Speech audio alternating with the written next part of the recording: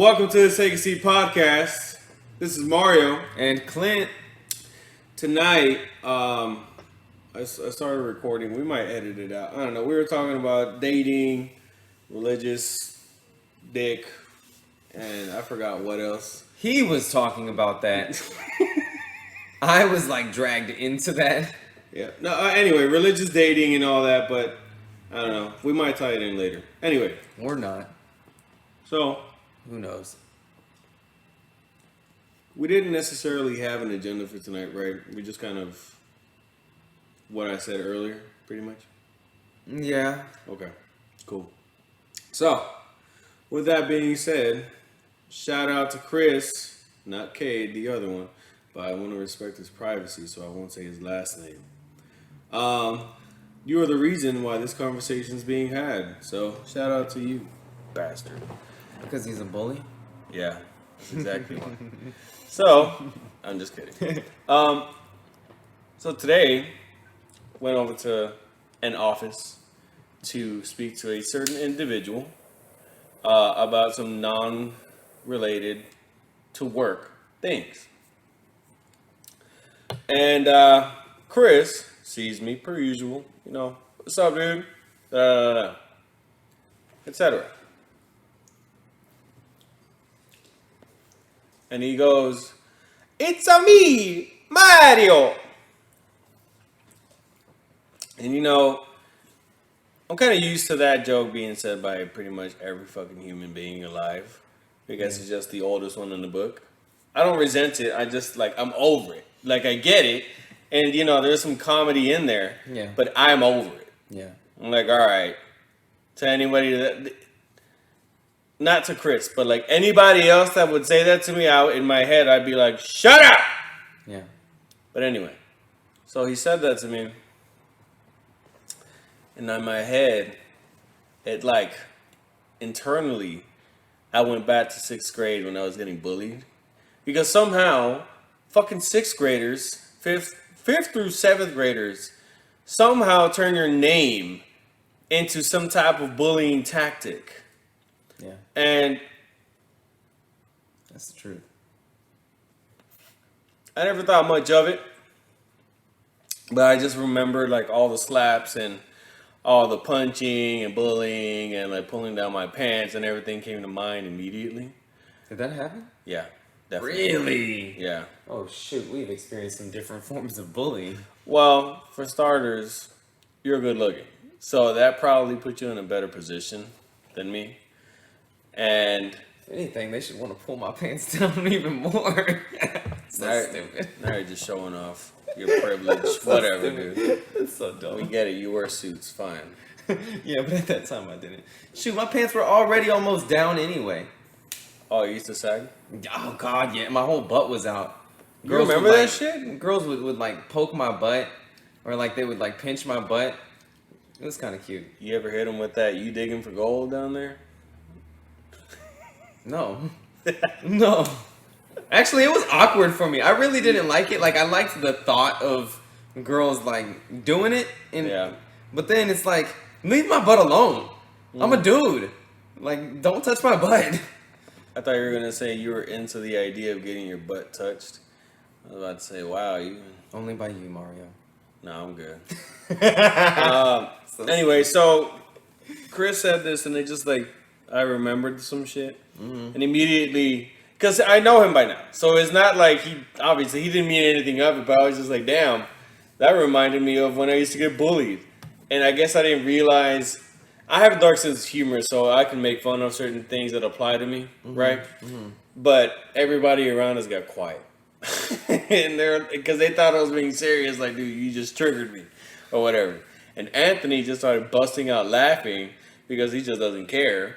But he understood that I was mocking my traumas or whatever.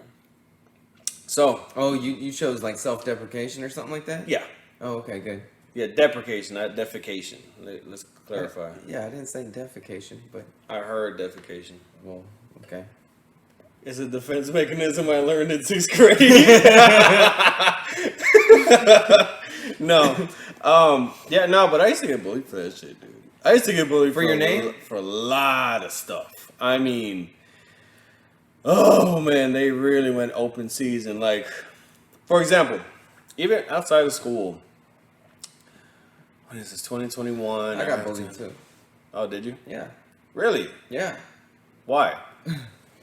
So, in first grade, there was a bully named Jacob, and he bullied everybody. It wasn't just me, but I was small, so he felt like he could. Yeah. And also, like, my mom told me not to hit people, so I didn't. But then when I told her I was getting bullied, she's like, no, you warn him once. If he does it, then the second time you tell the teacher. And if she don't do nothing about it, then you deck him in the face. Well, I never got the opportunity to do that. Yeah. Not that it was an opportunity. It's not like I was like, oh God, yes, I can't wait. But Yeah. like that. But then like later on in middle school is where I actually like experienced the best form of bullying. The best form. Yeah, like I think bullying can be good. Like I think it can result in something good. No, I'm not saying like I'm pro bullying or anything like that. No. I'm just saying that good things can come out of the ugliest situations, you know? I agree. And my mom, she was a single mom. She couldn't really afford a lot of nice things for me. Not that we were broke. We weren't like poor.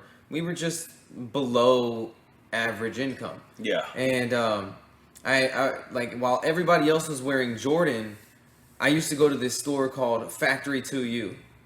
Do you know that store? No, but it sounds ghetto. Yeah, it was either Factory 2U or City Trends. Yeah. And those stores, like, they sold like budget ghetto clothes, right? Yeah. And FUBU and all that. yeah, FUBU. It was Sean John, Yeah. Rockaware. So anyway, they had Shaq clothes, right? Yeah. And of course, I wasn't buying like Jordans, so I bought like Shaq shorts Oh no. and like a Shaq t-shirt. Oh no. So the Jumpman was a totally different looking Jumpman. And I was probably like in 6th grade. And the 8th graders, there was one guy who was the 8th grader, and he was short, but he was like, I thought he was cool. And actually, I thought all of the 8th grader dudes that made fun of me, I thought they were cool before that moment. Yeah. And like the short dude, like he was like, dude, you're wearing Shaq shorts? Yup. And like he just ranked on me, and then all of his friends started laughing, and I felt so small at that moment because honestly, I thought the shorts were cool. Yeah. Like I was still kind of ignorant to like brands and stuff like that. I just like looked at the outfit and I was like, oh, that looks cool, so That's let me drip. wear it. Yeah, I got you. And that's drip. Yeah, that's true. So, yeah, after that moment, dude, I started like stepping up my style. And like that inspired me because I didn't ever want to feel like that again, right? Yeah. That motivated me to actually try and dress cool. And then in high school, my 9th grade year, like, dude, I mean, it was predominantly black high school. And you know, like capping on people is like The thing. the yeah. pastime. You gotta know? be ready at the door. So like, I wasn't prepared for that yet. I wasn't like I was not ready for being capped on that bad because I went to a very small school where it was like a maximum of 200, and that was from kindergarten through 8th grade. My middle school was super small. Damn. Yeah. Really? Yeah. And I wasn't used to being capped on. So high school, 9th grade year, like, I don't know, dude had made fun of me, and I was like, back to the same trauma from middle school. I was like, okay, I'm gonna be on point.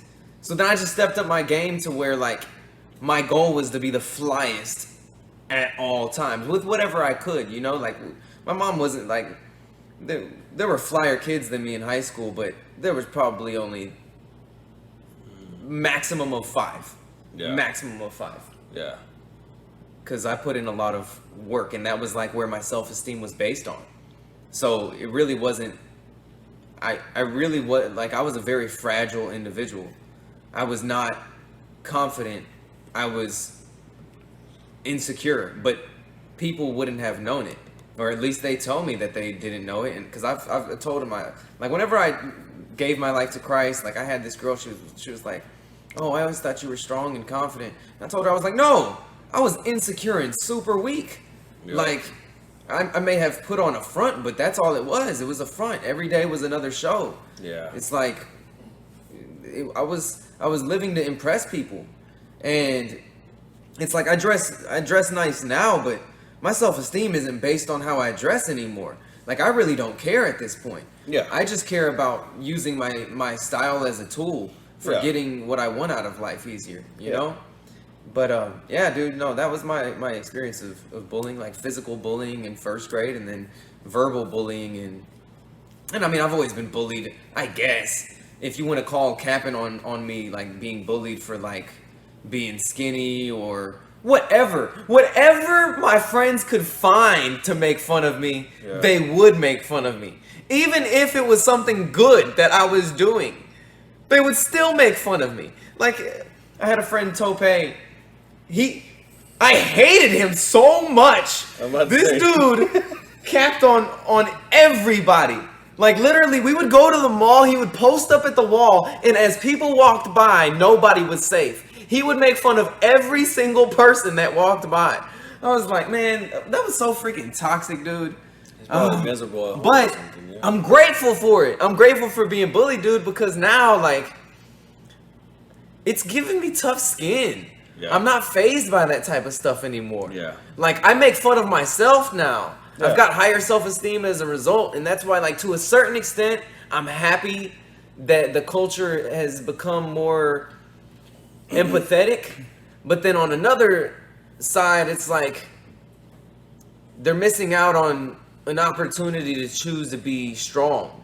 Yeah. And to choose to grow tougher from the situation. Yeah. So it's like, well, we handle it differently.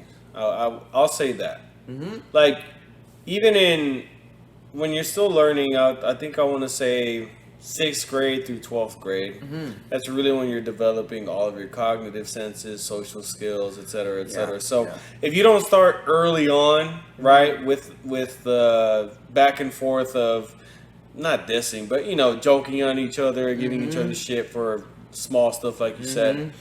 When you get to high school, you're not going to know how to handle that stuff. Yeah. So if you're not weak-minded, but if you're sensitive because that's not something that's known to you, you're not going to handle it well. Yeah. And you're going to turn to like negative behaviors, and that shit lingers with you for the rest of your life. Yeah. And you don't even know it until you're 30 years old wondering, why the hell do I feel like I look bad in fitted pants?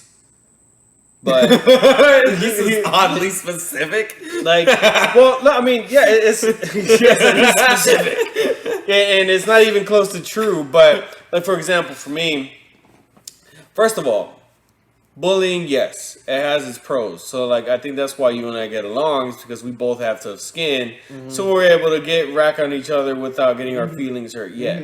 We'll see by the end of this episode. We'll see by the end.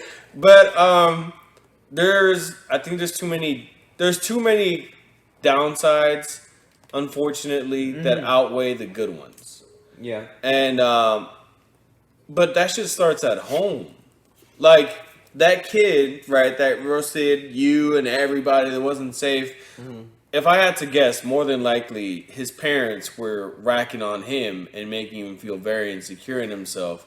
But his front was making fun of everybody else. And now, I mean, I don't know how he is now, but if he developed thick skin through, because of that, great, good for you. You're able to find the humor in everything. But if you really get down to it, more than likely you're scarred. And you just haven't addressed it because you're making fun of everything, you know? Which is, again, it's all good. You don't have to. You moved on from it. But that's what I mean. Like, me, for example, my dad, man, he talked shit to his own kids. Me and my 2 sisters, but I'll just put me in the situation. I'll leave them out of it. He used to get on me for being a fat kid. And straight up. Yeah, I mean, it's funny now, I guess, but in the moment it wasn't funny at all. Like, he would make me do push-ups after eating dinner because he's like, "You're so fucking fat." Like he wouldn't even say, "You're getting big." Was you there know, a let's smile go, or a let's... laugh No, afterwards? he was Oh, dead he was just- serious. okay. Yeah, He was just verbally abusing you. yeah, he was verbally abusing me. Yeah, but because and he was forced, I'm sorry. and he was forcing me to Sorry. do push-ups. That sucks. That sucks so bad. Thanks for reminding me I how much know. it sucks. You fuck. Yeah, thanks. No, but he used to like do that shit. Wow, dude. Yeah. That's crazy. That's twisted. It's like, dang. And he fed me fucking tamales and mole, like, You fatten him up, and then you make fun of him for getting and you fat. won't take me to the fucking park, or you won't buy me a gym membership, or do anything. But you see what I mean? Yeah. Like that shit starts at home. Mm-hmm.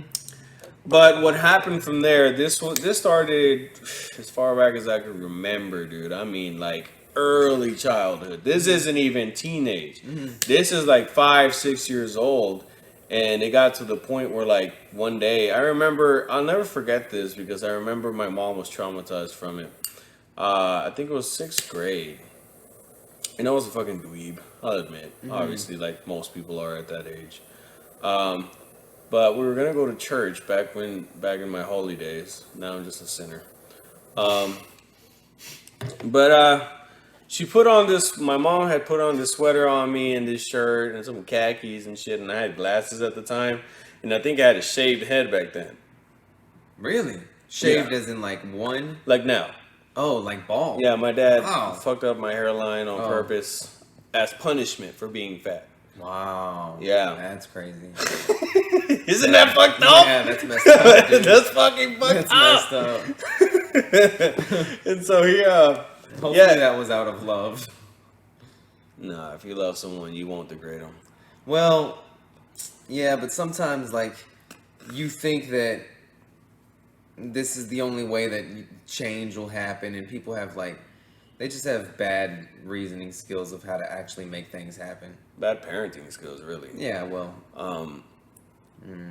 So, I remember I looked at myself in the mirror. And verbatim, I looked at my mom and I was like, I want to kill myself. I'm super fat and I'm ugly. And I broke down crying. Which is like, it's so fucked up. is that my car? So I told my mom I wanted to kill myself. And she was like, what the fuck are you talking about? And I was like, yeah, I'm fat and I'm ugly and like, look at me. And I told her, look at me. I held the mirror in front of myself. And I told her, look at me. The kids are right. I'm ugly and I'm fat. Like, who would want me? Why would I even want to exist? And she started crying. Because she couldn't believe that, like, at 12 years old, I'm thinking this shit. And I told her, Dad's right. You know, like, the kids are right. Everybody's right. Like, why should I be here? And then, you know, she tried to get me, like, a little motivated. You know, like mothers, you comfort your kid or whatever, and then try to find a solution. Yeah. After that, she forced my dad to give me a membership at YMCA, and I started going. And like walking at the park, like pretty much doing everything on my own. They didn't even take me. Like that's how negligent they were, really. Yeah. They got me the membership, but the gym was 5 miles away. So sometimes I walked, sometimes I went on my bike, whatever. At 12 years old. Remember that. We're not talking about teenager. We're talking about 12-year-old. Yeah. So I started going, you know, and I got a little bit in shape and all that. But just because I was leaning down, that doesn't mean that the internal struggles weren't there. Yeah. And then that's when the bullying somehow turned into like comedy a little bit. Yeah. So let me go back. This 6th grade, I was at black middle school. That's what it was called. Not because they was predominantly black. It was just called that. And This was in Houston? yeah, it was in Houston. It's in the Heights area, Oak Forest, but it might be closed down by now. I don't know. The taxes, I don't know. So, I was at the school, and I think it was out of my zone area. Yeah, it was. But my mom and dad made me walk, so I walked over there, you know, whatever.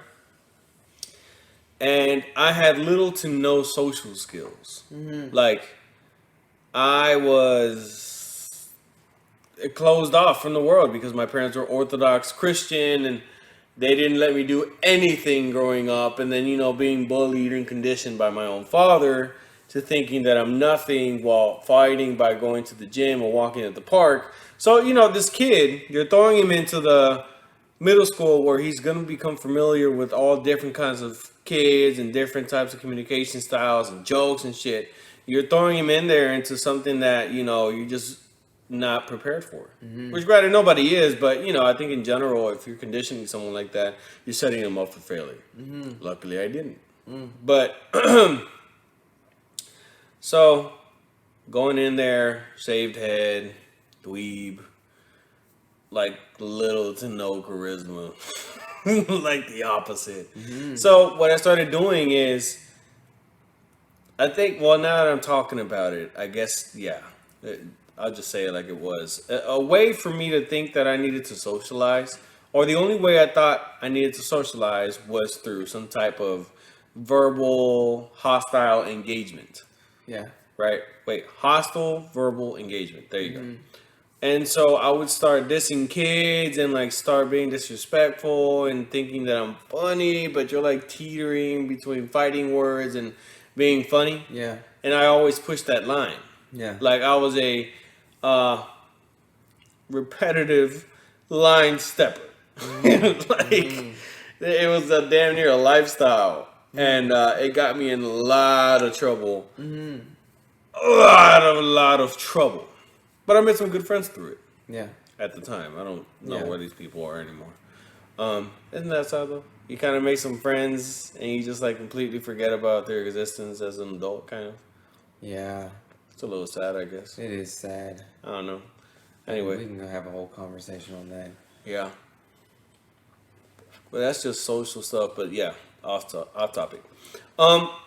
So I was cool with a couple of guys, but they themselves were kind of a little bit of outcasts. So we were kind of like the outcast crew, but not really, because nobody would say the name, like the title of friend, because we were like, I don't want to come off, or you know what I mean? So like everybody's fucking insecure.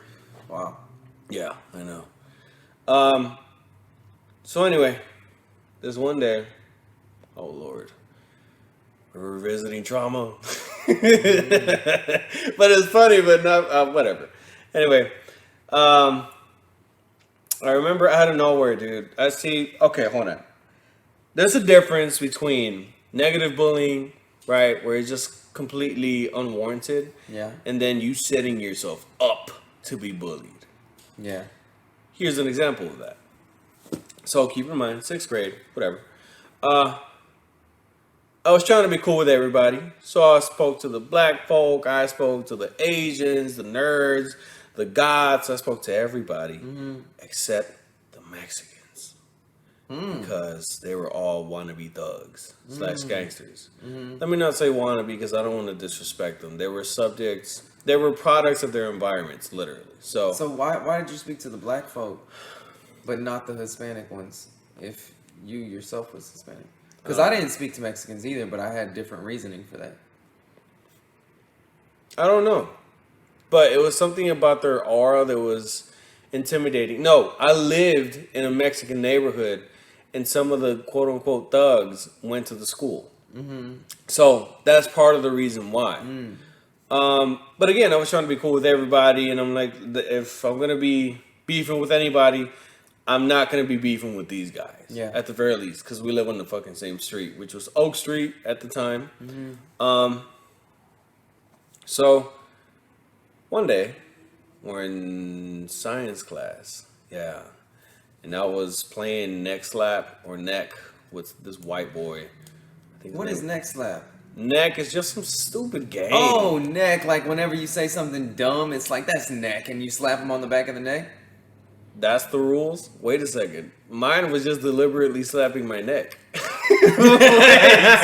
Wait, what? Just losing brain cells? Yeah, no. I didn't know that was... It's like if you say something stupid, then it's like, dude, come here. That's neck. And then you would just slap him on the back of the neck. Oh, wow. Yeah.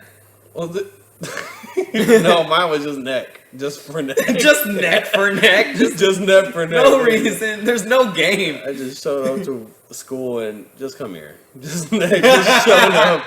Just come here, dude. It's not even 8 o'clock. Anyway. God, what toxic conditioning. I know. It's like anytime you say something stupid, you get slapped by your friend. Well, they themselves are probably idiots Just themselves. stupid. Yeah, I know. Man, that's funny. So anyway, so we were in science class and I was playing neck, or I guess this fucking kid. This kid was fucking slapping me and I was slapping him back though. So it's not like I was getting punked by him. Right. Well, at least not by him. And, and so out of nowhere, this tall Snoop Dogg. He looked like the Mexican Snoop Dogg. Tall, 6'3", 6'4". Well, at least he looked like it. I was like 5 feet tall, so he probably wasn't.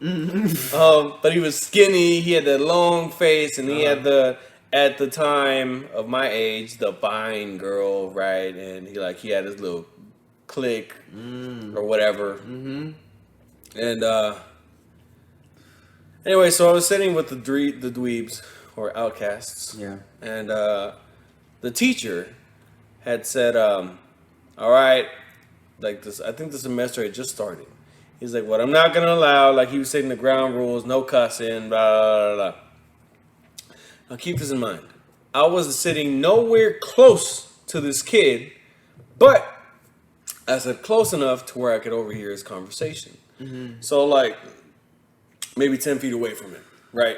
But in terms of being in the classroom, you're not close to him. Yeah. So that's not your zone of attention. Yeah. So class started, and I think we had some free time, so we were talking about whatever sixth graders talk about.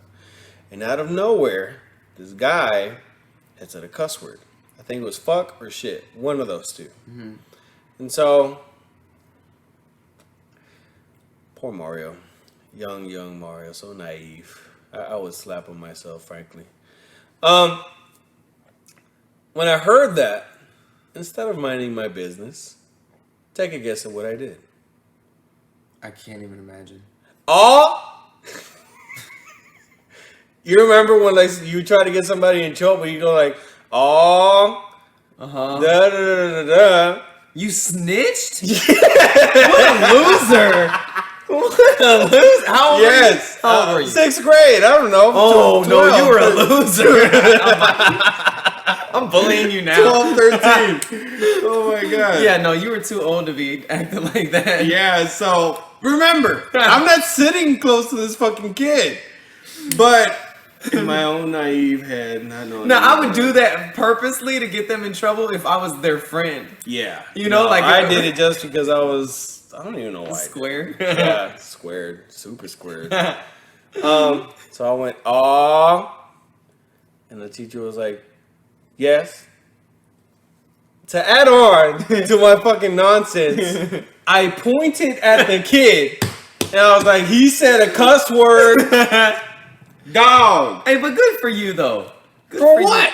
Well, like, it's injustice, and you're trying to bring order to the like you're trying to bring justice to the injustice. Like No, it comes out of a good place. I was being a Karen. No. Oh, really?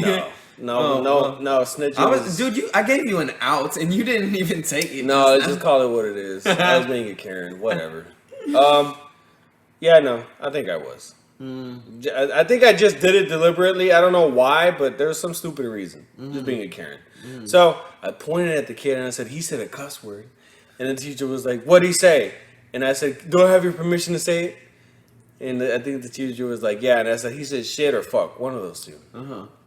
As soon as I said that, his girlfriend got up and she said something along the lines of like, fuck you, little fat boy.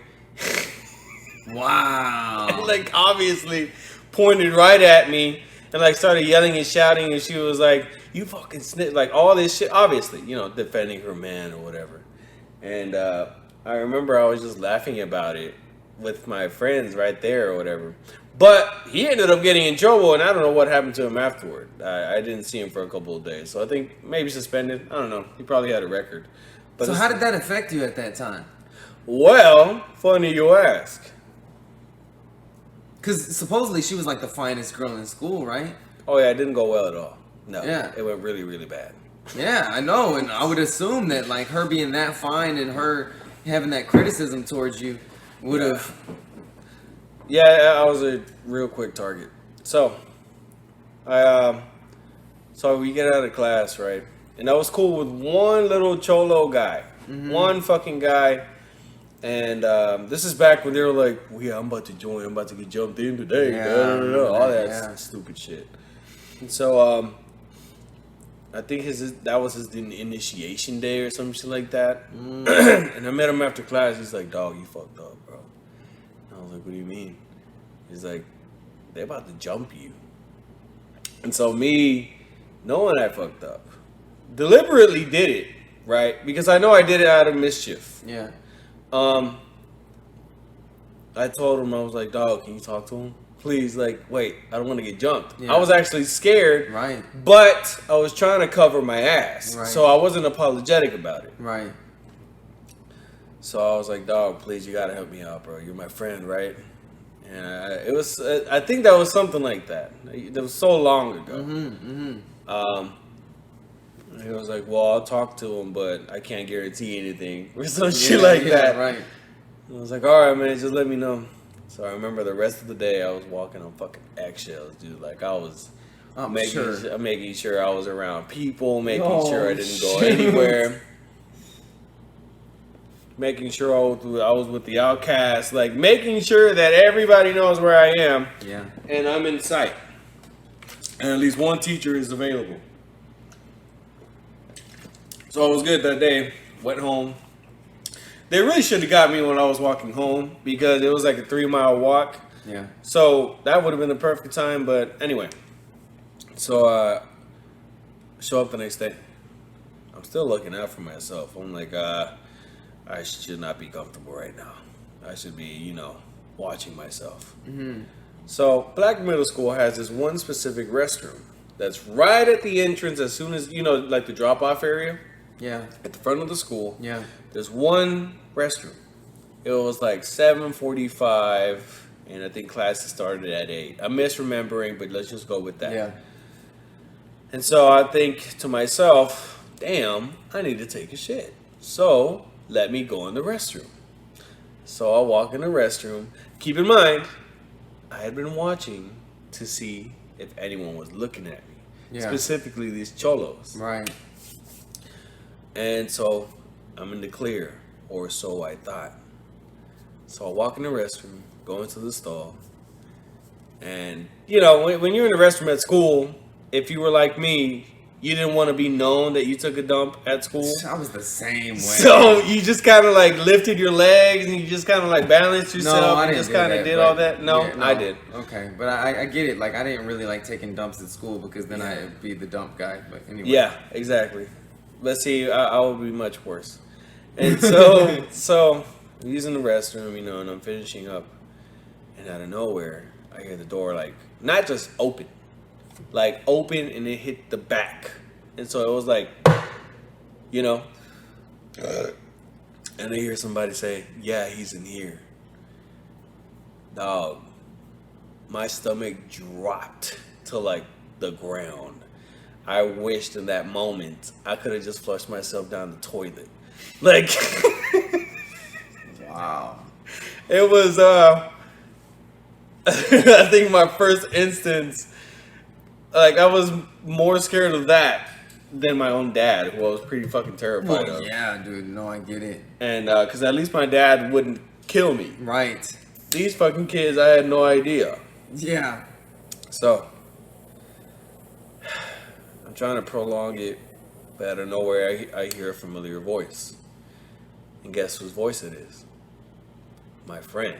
Or who I thought was my friend, the initiating guy. Man, this is a great story. I And can't he's- wait for the ending of this. And he's like, "Get out." And I'm like, "Oh, shit. Okay. All right." I hear his voice, and in my head, I'm comforted. Because I'm like, okay, I have a way out. So I get out. I open the stall, and there they are. All 6 of those motherfuckers. Including the fucking kid who I snitched on. Somehow he was on campus and went unnoticed. Well, it was a big campus, so I could see how he went unnoticed. But all 6 of them were there, and they closed the door.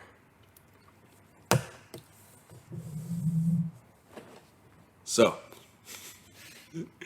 I'm looking at him. I'm like, I think I was trying to play it cool. I was like, what's up, guys? Something like that. Come here often. I was like, come here often. What's up, I've guys? seen you somewhere.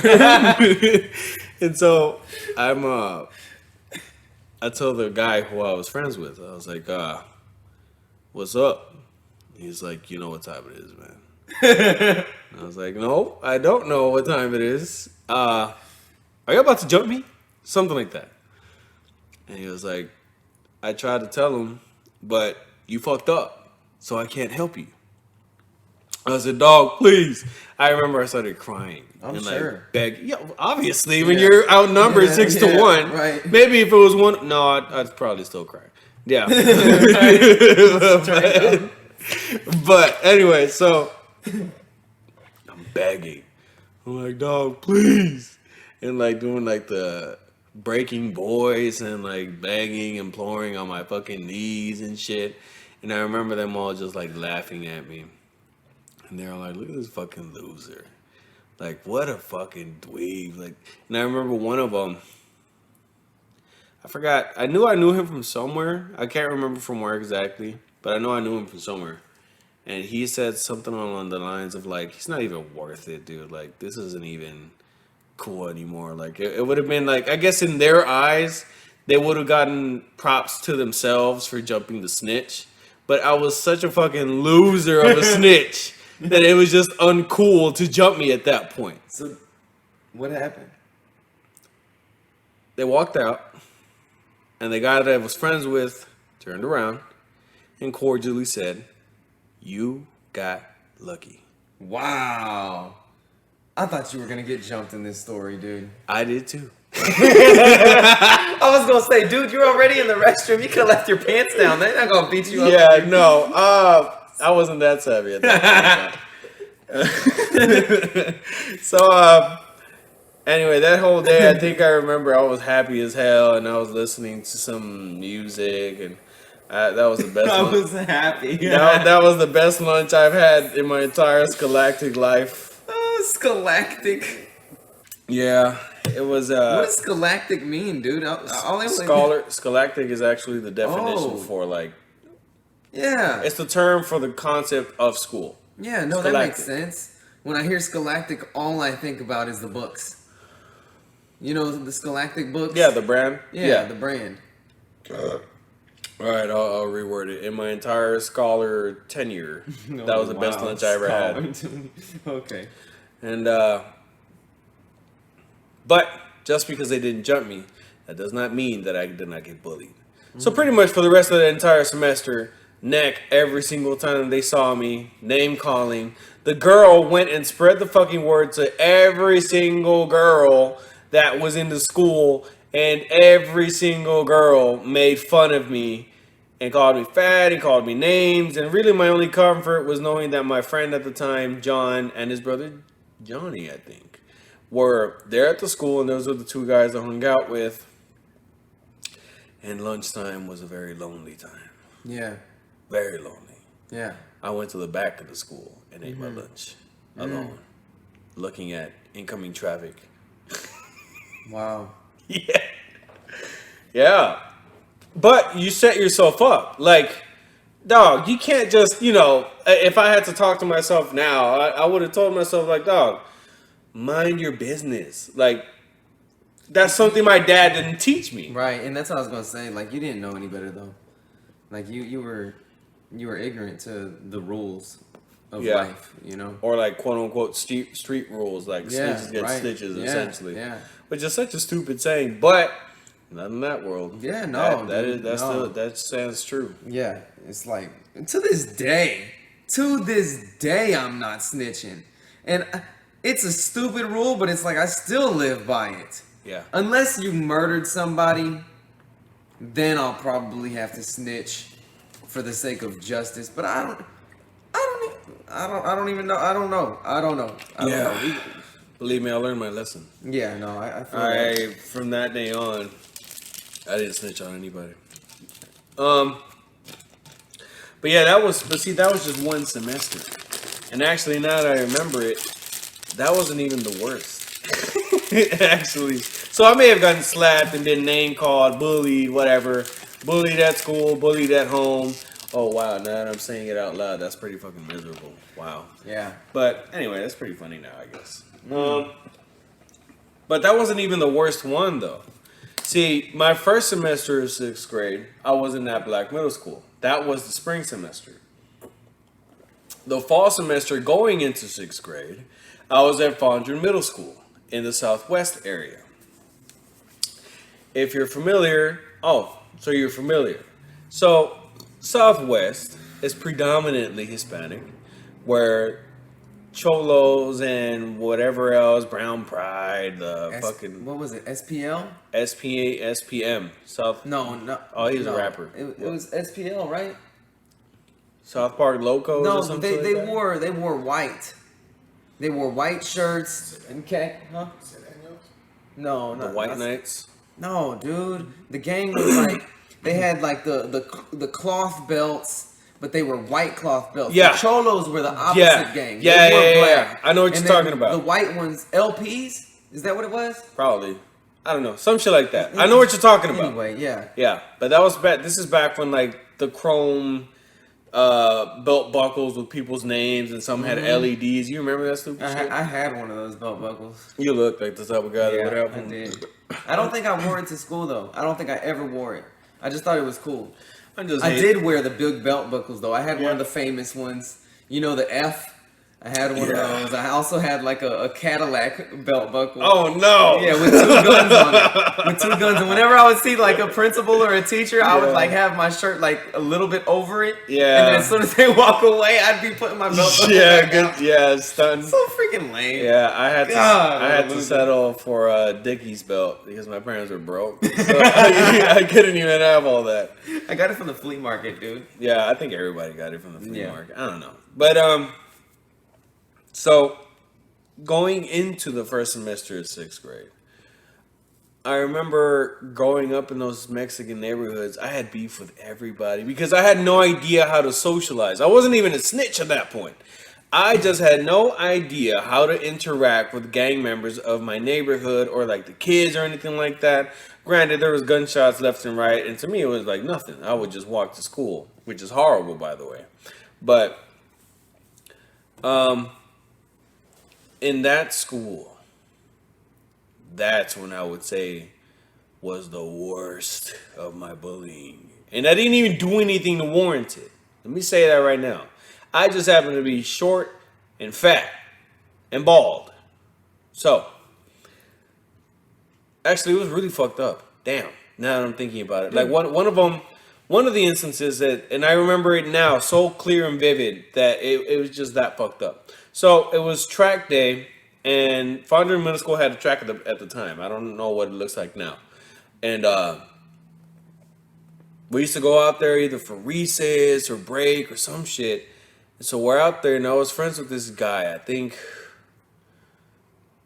I don't remember it, maybe Gilbert, Wilfred, something like that. Something articulate, something not common, right? Mm-hmm. And I remember we were walking, and I was cool with them. We were just talking about something. And I think I told him I liked this girl, right? And This girl or his girl? A girl. A girl. Some girl. Okay. It was just middle school talk. Like, Right. yeah, I like her, but blah, blah, blah. Yeah. I remember we were walking in the track, and out of nowhere, man, like, he transitioned to, like, him. He was like, yeah, no, I don't like anybody. I said, why not? He's like, because I'm kind of like, it's kind of weird. Can I tell you something? And I think I said something like, yeah, basically. So he told me his dad or stepdad, one of those two, was, when his mom was gone, was taking him into the bedroom and sexually abusing him. I didn't know what the fuck that meant at that point in time he was just like, yeah, he makes me touch his dick and like he makes me like suck on it and that. Again, and as a kid, I remember hearing that and like, that's weird. See, I just thought that's weird. That's nothing to it, whatever. But now that I'm remembering, that's just fucked up. Yeah, he told me that his dad or stepdad, one of those two, was sexually abusing him, and that he didn't know he liked anybody because he was kind of like intrigued by that. But that's fucked up because not only is he being conditioned to think that he might be homosexual, or maybe he is, I don't know. I don't know how that works, but he's being fucked with mentally to the point where he's losing attraction to other human beings outside of his dad. So it's like fucked up on all levels, And so I remember hearing that and I just said, damn, that's weird. And then he said something like, yeah, he does that to me and my sister or brother. Like, it wasn't just him though. And yeah, that's it. Like, that's just something very distinct that I remember about that fucking school. Yeah. Wow. Yeah, that's some shit. From a little boy, my family always told me, like they taught me about this type of stuff.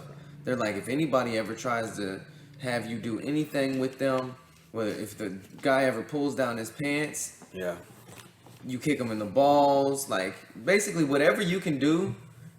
Like I would mentally prepare of like, okay, I'll stab somebody in the neck or I'll cut off his wiener or whatever, right? Wiener. Yeah. But like, I always had it in my mind because my family, well, that's one thing that's good about women is women are like really cautious about those type of things because they have to deal with a fear of being raped more than men, right? From a young age. Yeah. So like my family, they always were like, look, if anybody ever offers you candy, you run away. Or like if anybody ever, like they would always, like they conditioned me to be fearful of that type of situation.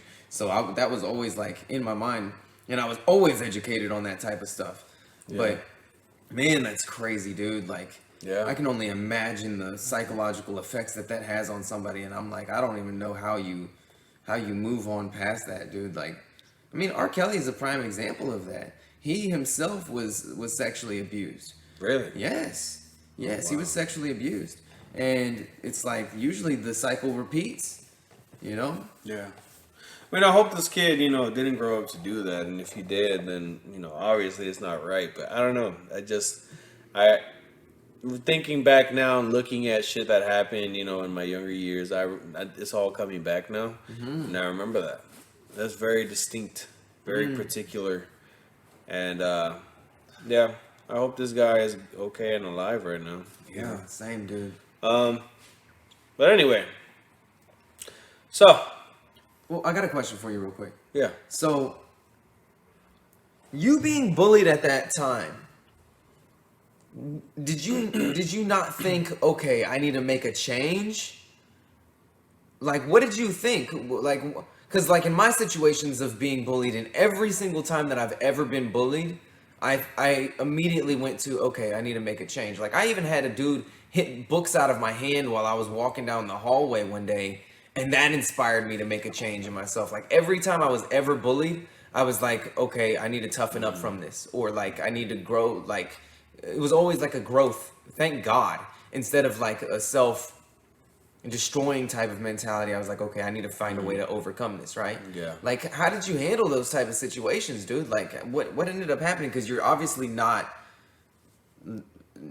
I mean, even if you do experience some trauma residual, it's like it's not clear.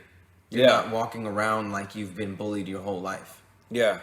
So, damn, it's a very interesting question. Well, look,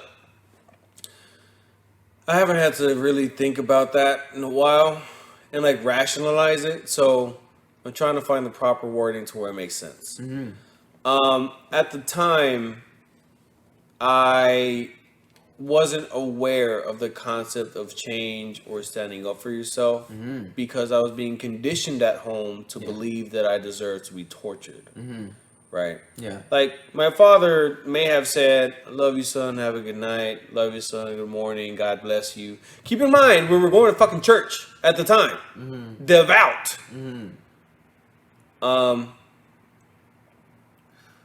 But at the time, I thought every time something happened to me that I deserved it. Yeah. That I did something to deserve that. Outside of obviously fucking snitching. But even before that, like I was conditioned to think that I deserved it. I was getting slapped, I deserved it. I was getting punched, I deserved it. Whatever, I deserved it. That was my thought process. I didn't think that I could defend myself or that I was even a possibility That or makes that, sense. I can improve. That makes sense. Because that's how my father was raising me. Yeah. And you don't think that there was like some sort of love aspect behind your father treating you that way? You don't think that If maybe- it wasn't communicated. Right. I can understand that. But, like his generation, dude, like they valued a different type of toughness. And they valued emotional suppression. Like Yeah. suppression of emotions. Show no feelings. Show you no know? feelings. Don't Yeah, be it's weak, like don't you're- cry. Yeah, right. Yeah. And it's like that's definitely a toxic masculinity. Extreme. Yeah, Toxic yeah. masculinity. Like, don't get me wrong. I don't think that we should be extremely emotional and just express every emotion that we feel either. I think that you have to have a healthy balance of knowing when to express your emotion and when to not. Yeah. It's like. Yeah. But they were really like valuing toughness Yeah. in older generations, Yeah, especially and- Hispanic culture. And I mean, look, again, in hindsight, and now being as aware as I am, I'm very glad that I have the ability. I recognize I need to be emotionally intelligent, all that shit. Even now, I don't entirely blame my dad for being the way that he was. I'm not justifying anything. No, Because I had to break out of a lot of shit Yeah. on my own with no guidance Yeah. other than myself and my two sisters. yeah, Verbatim. That's it. right, But my father was abused growing up. Not sexually. But, dude, my dad, I gotta give him that shit, dude. Like, he may be a work yeah, of a human being. yeah, But it's not like it didn't come from anywhere. yeah, He was raised by being tortured physically for crying, for missing his dad who kept fucking with him, like not showing up for Christmas or like, in and out of his life. His mom had to deal with raising like 6-7 kids. So he didn't. So, like my dad, he was a product of his environment, which I understand the concept of. That's not a justification because everyone should have the ability to recognize I need to improve something. yeah, But growing up in that era, yeah, it was completely different. They didn't have the ability to think like you and I do now in our late 20s, early 30s or whatever. So I think, or I like to think, that my dad just kind of went about it as it came, yeah, yeah. I'm sure. and dealt with it the best way he thought was possible. Right. Even though it was the most illogical or the least responsible, Yeah. that's what he thought he needed to do Yeah. because that's what he grew up with, Right. Yeah. Um, Which makes sense. yeah. And it took a long time for me to realize that because I hated my fucking dad. I still kind of resent him a little bit because he's never acknowledged or apologized for that. So until the day he dies, if he never does, it is what it is. And that's another thing that's also valued by that generation. Is like you're weak if you apologize. Yeah. It's seen as a form of like submission or just weakness. Yeah. And I felt that way whenever I was in high school. Yeah. That apologizing was weak. But it's a very vulnerable, weak feeling, apologizing. Yeah. It doesn't feel empowering and strong. It feels weak. But it's a good thing to do. I don't know. I find strength in apologizing when I know that I'm wrong. Yeah, no. Because I recognize that there's only one thing to do after that. Is Yeah. improve. Yeah, no, that's strength. That's true strength. Like, that's mature strength. Is when you know that you're wrong and you don't avoid the situation, Yeah. but you confront it by apologizing, acknowledging that you were wrong. Yeah, no, Yeah. I mean, that's maturity. But my dad and I know I don't have it. I may have had a bad childhood. I'm not trying to justify it, but I understand that it wasn't the worst. It's Right, not like yeah. I was, No. sexually abused Right, yeah, or no. anything like that. Like, I don't know. Maybe even now I'm trying to diminish the significance of it. I don't know. But I am grateful though for the other style of bullying. We started in 7th grade. It wasn't even bullying. It was really just shit talking. Yeah. Because this is when I was introduced to, I don't want to say black culture. I want to say is the black community. Okay. So, keep in mind, secluded, bullied, whatever. My parents moved us to a black area, predominantly black area. At the time, we moved to, it was called Acres Homes. Yeah. North side. Oh, It was hood. It was Yeah, hood. It was still straight up is. hood. Yeah. But so we moved over there, and I went to this. I was transferred to a school called Dominion Academy, and Dominion Academy was 6th to 8th grade. At most 180 students, maybe. No, more like 150. Wow. This is high school. No, middle school. Okay, yeah, 7th It was a grade. charter school, and it was a Yeah, school, I was to, in a charter school. to a black church. Wow. So everybody, all the teachers and all the staff came from the church. At this school, I was introduced to the concept of family, of intimacy during the holidays. Yeah. Like there is a familiarity or this sense of comfort that comes from, every culture has its flaws, but there's a very distinct feeling that I felt hanging around the black community growing up. Yeah. Because I didn't have comfort or anyone giving me any type of love at home. Yeah.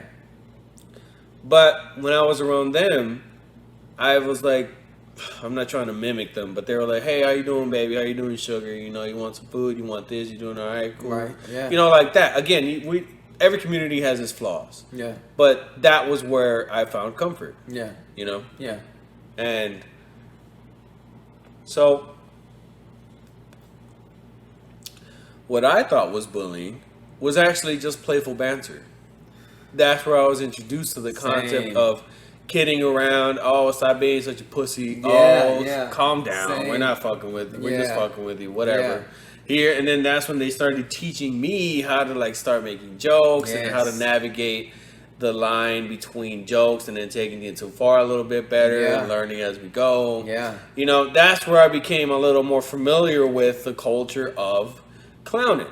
Which, okay, I'm sorry. Side note, I think that is a valuable skill that if you're going to progress in any form of leadership, being able to handle being insulted and not taking yourself too seriously, because look, regardless of what political side you're on, when you look at the debates from 2016, when Trump was up there, it was almost like he was handling it like he was in high school, and like he was capping on them, Yeah. and they were capping on him, but like he was unaffected, which Yeah. showed high status. Yeah. Because if you look, He if tore you're Jeb Bush apart. in high school, yeah, straight up, dude. Yeah. If you in high school were affected by any insult that was thrown your way,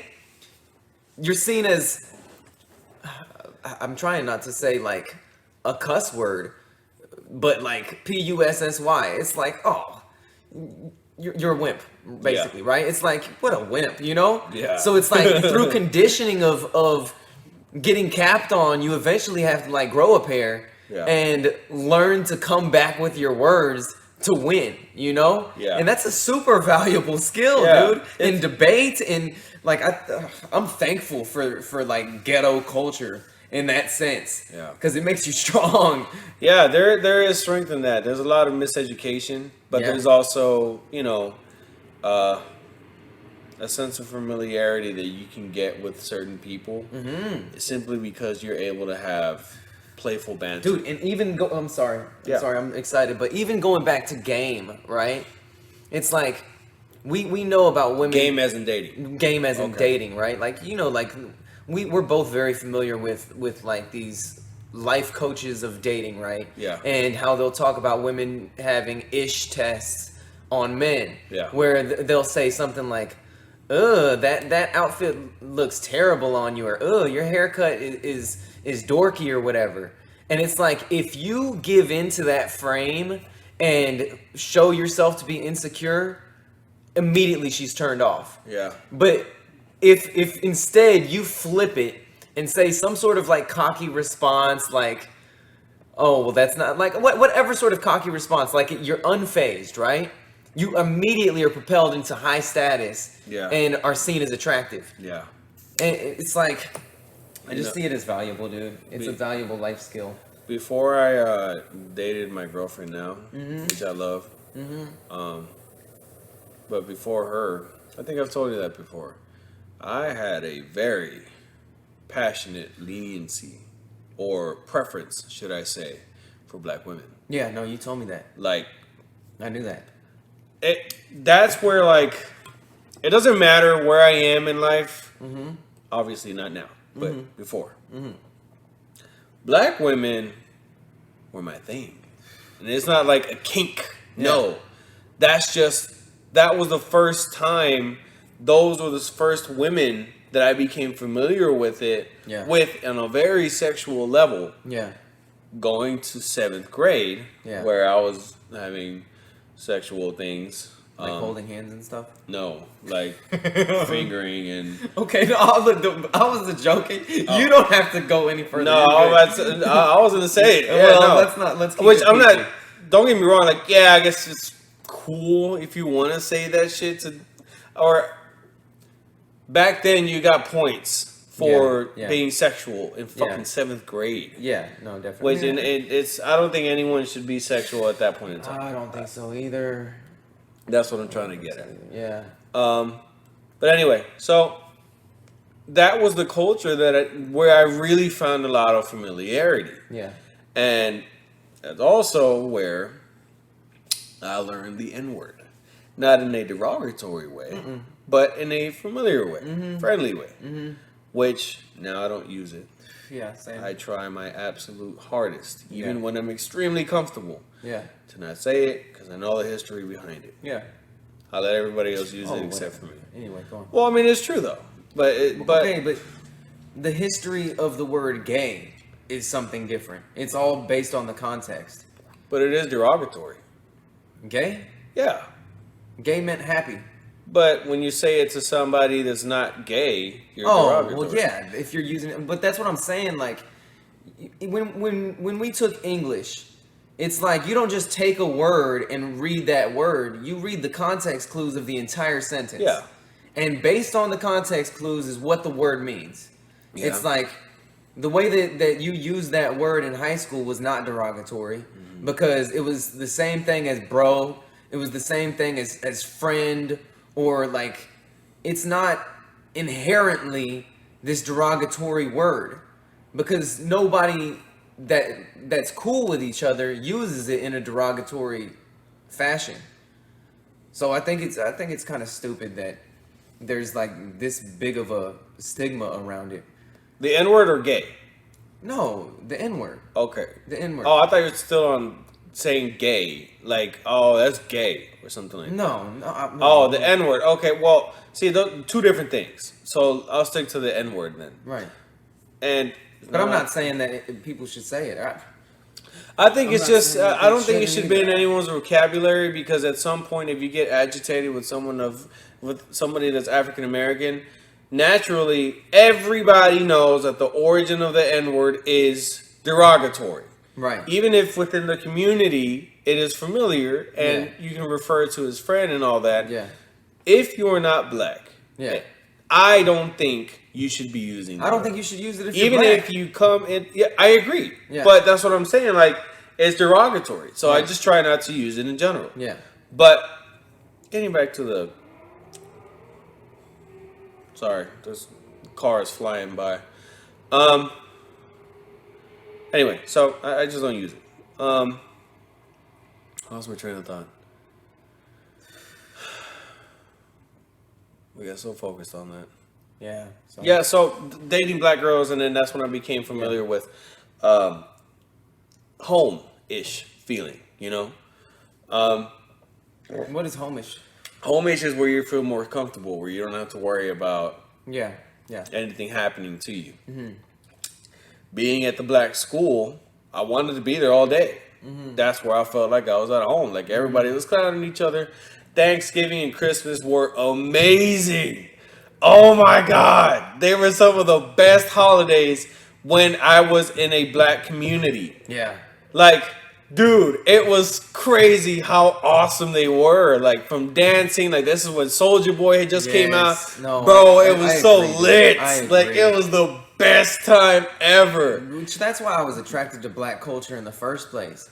It's like they were funny, they were talented, they dance, they rap, they sing, like they're charismatic, they're loud, they're fun. Like black, that's why like I gravitated toward black culture and not toward Hispanic culture, because I felt like an outcast in the Hispanic community because I didn't speak Spanish. So the black community embraced me, and plus like I loved their music because I grew up without my father, and I identified with all of the rappers because they grew up without their father. Anyway, that's a tangent, but anyway. No, it's fine. I mean, it's the same subject. But anyway, yeah, that's where I developed a lot more of my interpersonal skills. And very dumb, but very, all right, we forgot what we were talking about. Black culture, familiarity. Yeah, we put it on Family. pause. Soulja Boy. Soulja Boy was popping. There you go. We left off there. So, Soulja Boy, you know, I'm just familiar with that. And that's where I found home a lot. And that's also where I learned to stick up for myself. That's where I was introduced. I'm not saying it is particular to the black community. I will just say that I happened to notice growing up, it was predominant in the black community that I saw to slapbox. Oh yeah. A lot. Yeah. I mean, this was a daily That was thing. a pastime, yeah. But see, I know that now. Mario in 7th grade, when he first slapboxed, I forgot homeboy's name, but he was fast. I didn't know what the fuck I was doing. So, Dominion Academy, we have this, there was like one restroom, I think, for everybody. 1 or 2 restrooms. And so, I go into the restroom, minding my business. Keep in mind, I'm introduced to playful banter, you know, talking smack, whatever. So I'm thinking it's all good, you know, I'm one of the crowd, fine. So this guy comes in. I think his name is Charles, James, something like that. Comes in, and he and I are cool. Keep this in mind. We're good. We're homies. We talk smack. I talked about smashing his mom, even though obviously that was false. He did the same for mine. He walks in. He's like, hey, let's go. I was like, going outside?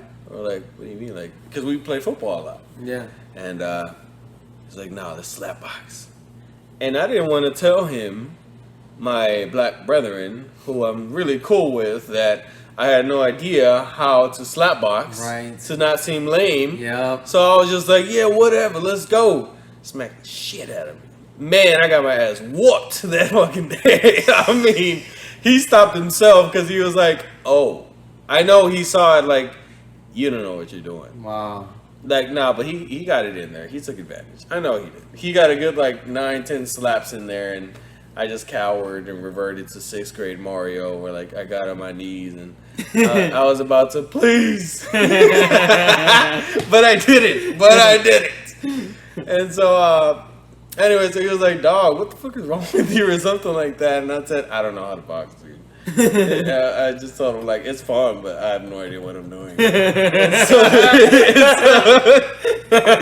so then that's when he was like, oh, bet, okay, cool. And so then it was me, him, and It's a like couple. it's like you put the glasses on. Yeah, I don't know how to box, dude. I had glasses on, actually. So I had glasses, so way to guess. You know James? Anyway, so, no. And so me, him, and a couple other guys at lunch sometimes in their big gazebo that was in the back, we would all go back there and just slap box. And then that's when I learned a little bit of, like street fighting and all that.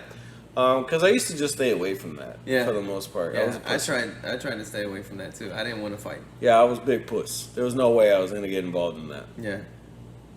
So then, yeah, but that's another aspect of it. Like, sure, it's violent, but it's a way of looking out for you. Like, it wasn't just like bullying you and, slapping you and shit and just like that degrading. No, it was like, okay, you don't know what you're doing, so let's help you stick up for yourself, and blah, blah, blah. Dude, when I knew how to fight, but I was insecure to fight because the way that I was taught to fight was through Taekwondo. I was great at Taekwondo. I took Taekwondo up till my what's it after freshman? Sophomore? Yeah. Up through my sophomore year. But I didn't know how to box. I mean, you're taught how to like use your hands in Taekwondo, but I was great with my legs, but that wasn't thug. No. That wasn't gangster to be like kicking, And like I was so insecure about the image of me fighting with more than just my hands. That I was like, oh no, I don't know how to like. I was more concerned about what I would look like than actually winning the fight. So I don't know. It's so stupid. Yeah, I know. From hindsight, it's like, dude, I should have pulled out with all of that Taekwondo and just beat him. Nobody would have messed with you at that point. So stupid. No, what is it? There's one flying kick and they're done, dude. Yeah, no, nobody. I got a medal. Did you? Really? Yeah, I got a medal. Oh, yeah. In a competition. Like a participation medal? No. Actually, I got second place in the Taekwondo championship. It was like I don't know if it was national or if it was just state, but it was a pretty big competition. And that was special for me. Well, that explains a lot now. No wonder you get a kick out of laughing at me. Anyway, so but these kids too, man. I remember I was introduced to some of their problems. Like some of the guys didn't have parents, or like they were going through, no mom, no dad, or like they were out in the street all day, and they had to. Some of them were like actually Bloods, Crips, and some of them were actually in that world. They were actually impregnating girls at that age, at 7th grade. Yeah. Like fucking 7th grade, there was a lot of comfort in that era, but there was also a lot of reality, that in hindsight, it's like, damn, this shit is fucked up. There are kids being institutionalized into thinking that this is the way they have to live their life, and that gangs are the only way to live your life, and that if you try to go to school and do something better, you're lame, you're whack, and if you don't know any better, that, you're institutionalized into thinking that that's the best way to live your life. Yeah. Did you feel like being smart was lame? Yeah. That's how I felt too. Yeah. Like I didn't really want to try in school because I was too concerned about looking lame. Yeah. Yeah. From hindsight, I'm like, God, that was so stupid. Yeah. But if you don't know any better, even in high school, you're not going to put the effort to put yourself... See, like, that's where, like, it makes a difference growing up with... Obviously, everybody, you got to handle school, you got to take care of your grades and all that. But if you're not actually conditioned or instructed to, like, hey, this is the reason why you're going to do this. This is explained to you. Yeah. You're just going to fuck around in high school and graduate, and that's where a lot of people just end up at McDonald's. Kids, like it's not necessarily their fault. Sure, you have responsibility, you're an adult. But a lot of the circumstances that a lot of us are in now, because obviously like I'm still fucking getting my bachelor's degree now after 10 years of graduating high school. But my parents, they were that. Like, they didn't know any better, first generation here in the country. Having identity crisis in middle school, like you're not really prepared for the world, or anything like that.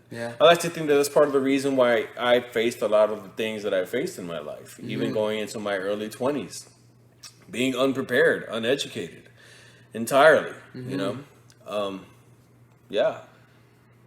But I also learned communication skills, so that goes a long way. And what inspired that?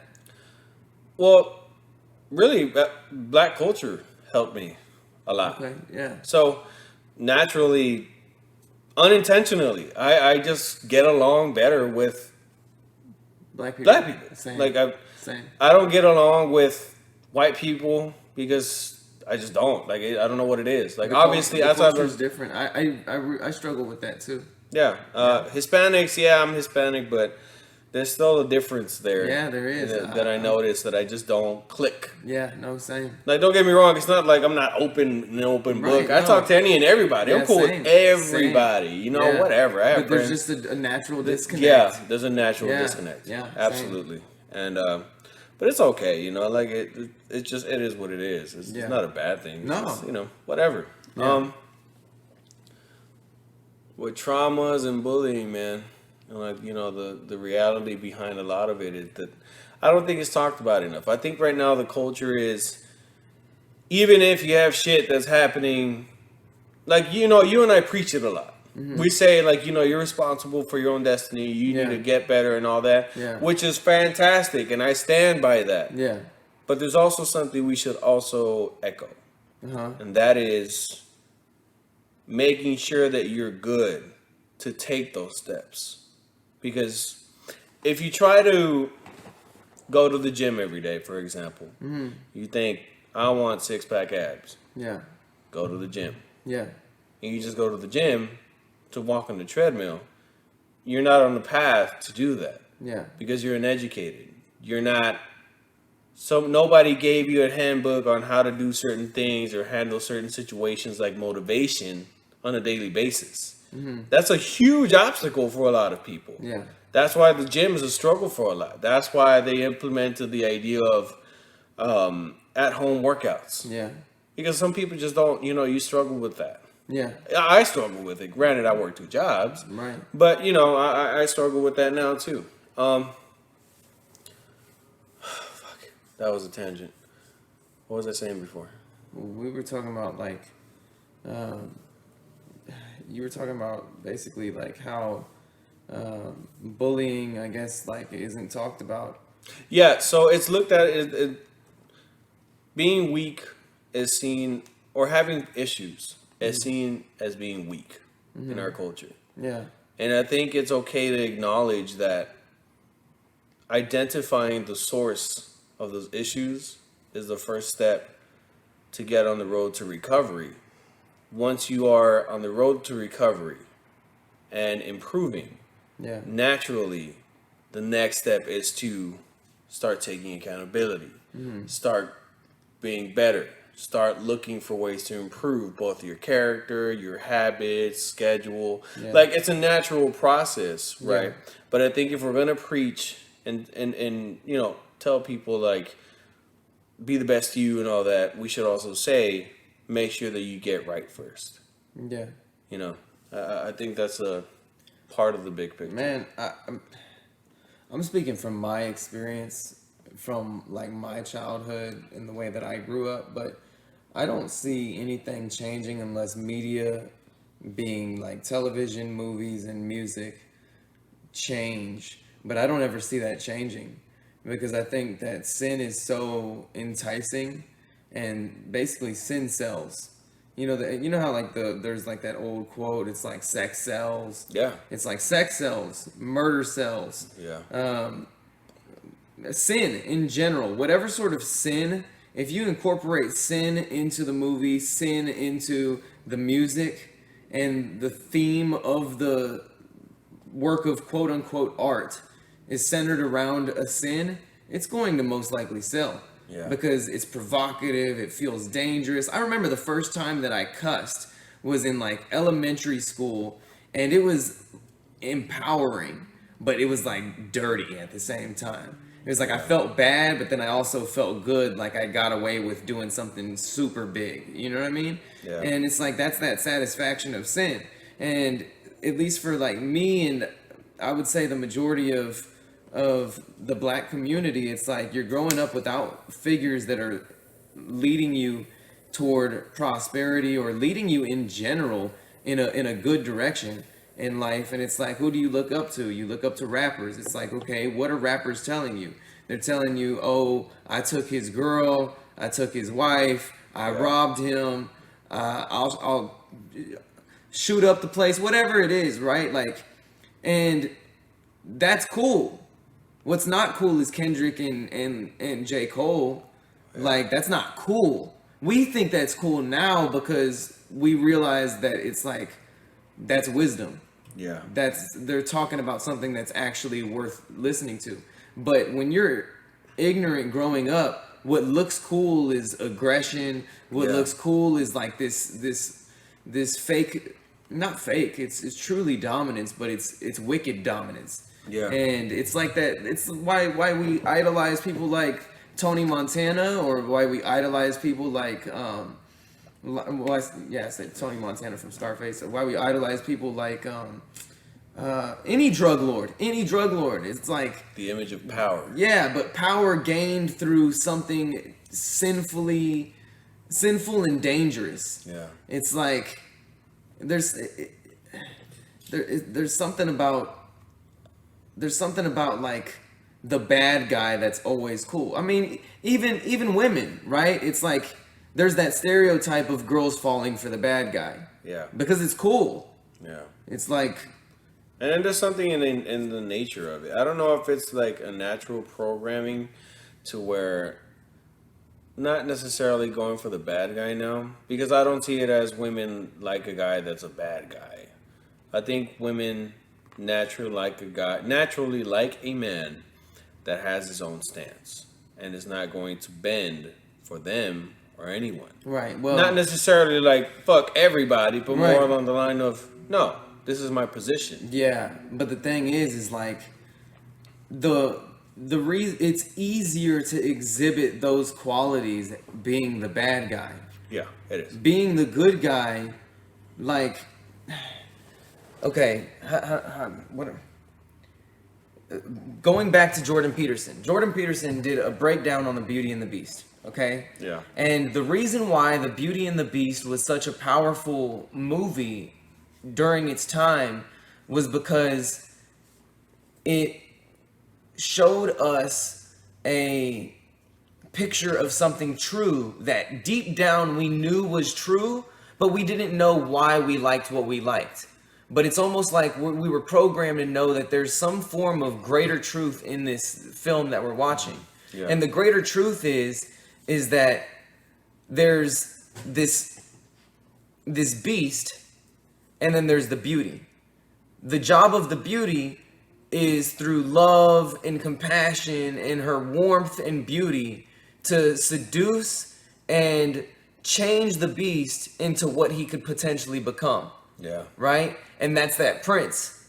And that's that masculine and feminine dynamic. It's like the masculine is uncontrollable. You can't control it. There's a certain sense of power and authority and dominance within the masculine. Yeah. But then there's the feminine that's trying to balance out that masculine. Yeah. And make it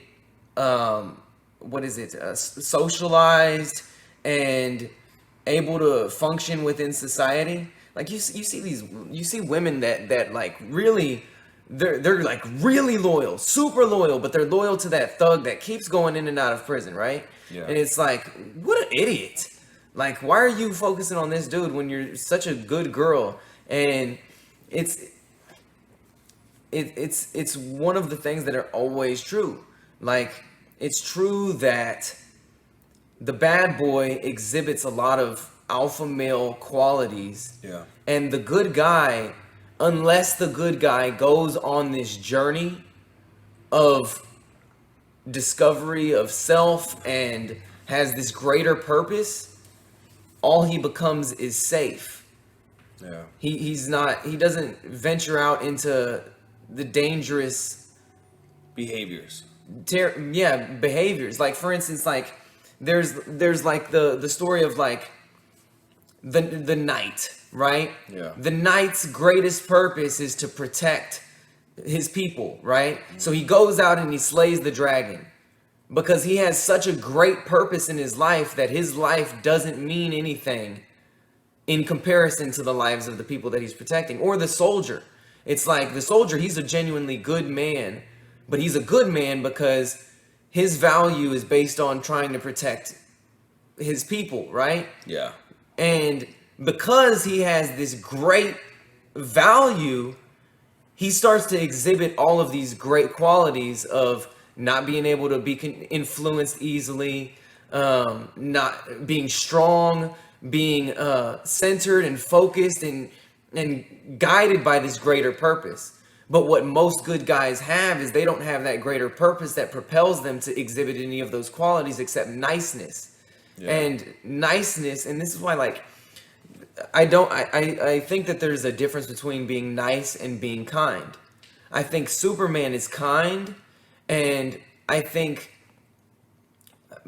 I don't know of an example of a nice guy, but we'll just say like the stereotypical nerd in whatever sort of TV show, right? It's like he's trying not to offend everybody. He's a people pleaser. He's trying to be nice, right?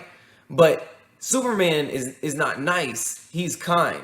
The reason I say he's kind is because he has so much strength that he could easily become a god over all of humanity and make them worship him because he's indestructible. Yeah. But he's kind because he has so much wisdom and this greater purpose for like sustaining humanity that he treats people well despite the fact that he has so great of power. Whereas the nerd, because this is like, of course, like a stereotypical nerd from a film, right? Yeah. He has no power.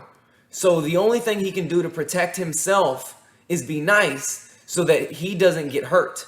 Yeah. So he's nice out of a fear rather than Superman being quote unquote nice, not out of fear, but because of doing the right thing. Yeah. You see what I'm getting at? I do. Yeah. And I think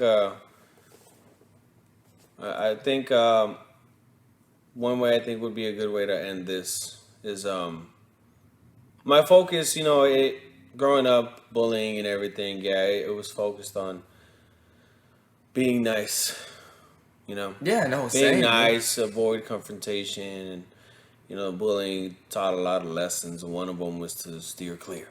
Yeah. Yeah. But that avoided my journey of discovering who it is that I wanted to be at a young age. Yeah. Right? Other than ignorance. Yeah. But now my focus is being a good man. Right. Not a nice guy. Yeah, exactly. Because I have my stances and I have my views. Yeah. But I know when and how to display empathy. Yeah. And sympathy. Yeah. And how to... And I'm still learning now, understanding and... we laugh at the bullying. It's funny. I get it. I find the humor in it now. Yeah. But I think I would end this with, it's perfectly fine to be a better you. It's perfectly fine to make fun of certain things. Because, they happen. It's in hindsight, everything can be funny, depending on the situation. But make sure that you're not putting off something by laughing at it.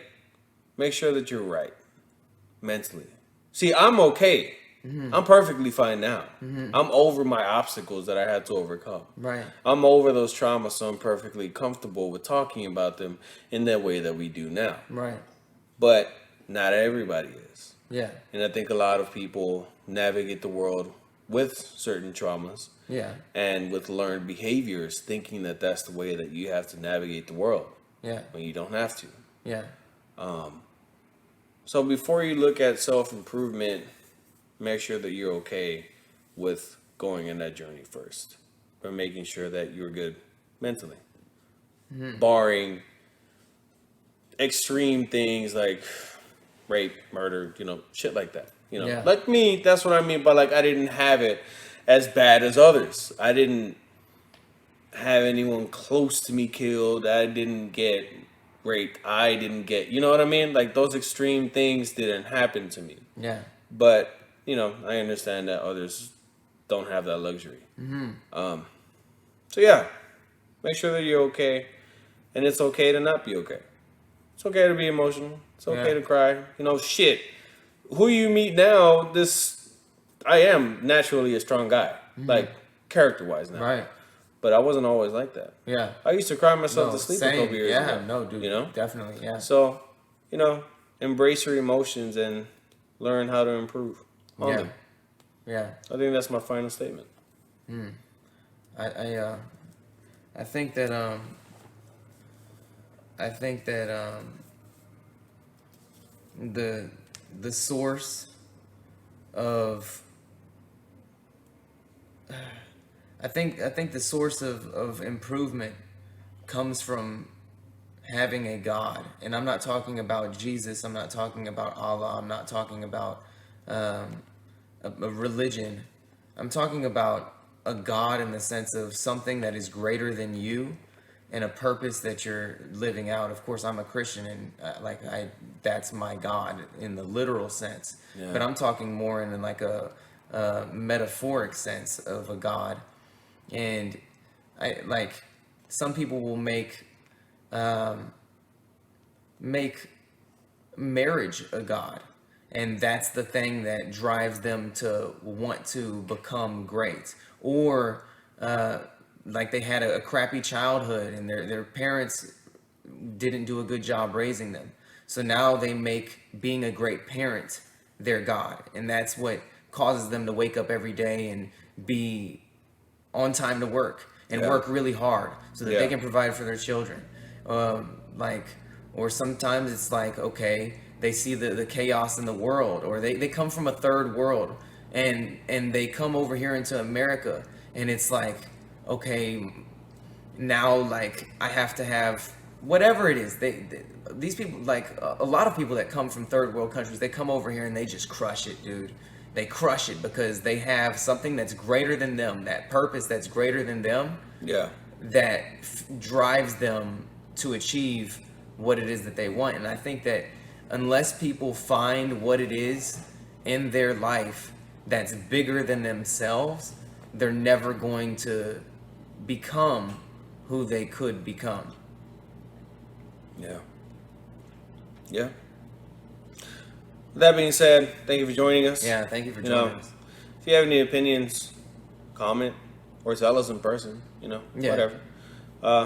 Like it, share it, dislike it, whatever. Feel free to express it. Yeah, that's it for me. Yeah. Well, this was the Take a Seat podcast. This is Mario, And Clint. and we're out.